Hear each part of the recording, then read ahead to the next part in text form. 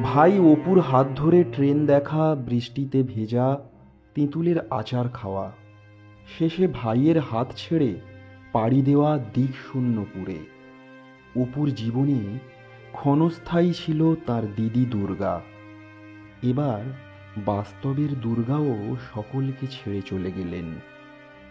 শেষ নিঃশ্বাস ত্যাগ করলেন সত্যজিৎ রায়ের পথের পাঁচালীর দুর্গা উমা দাশগুপ্ত। বিভূতিভূষণ বন্দ্যোপাধ্যায়ের কালজয়ী রচনা পথের পাঁচালী। সেই পথের পাঁচালীকে পর্দায় নিপুণভাবে তুলে ধরেছিলেন সত্যজিৎ রায়। ছবিতে ছোট্ট দুর্গার অভিনয় ছিল প্রাণবন্ত। রোগাটে গড়নে সেই মেয়ের পর্দা জুড়ে দাপট কখনো বাঙালি ভুলতে পারবে না। বিশেষ করে দুর্গা ওরফে উমা দাশগুপ্তের সেই প্রাণোচ্ছল হাসি। একেবারে লাইমলাইটের আড়ালে ছিলেন উমাদেবী। তিনি অসুস্থ ছিলেন।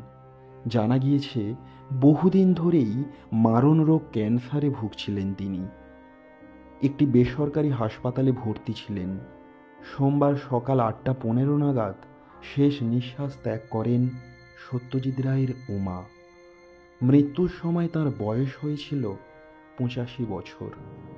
জ্ঞানচক্ষু চ্যানেলের মধ্যে দিয়ে আমরা ওনার বিদেহী আত্মার চির শান্তি কামনা করি। ধন্যবাদ।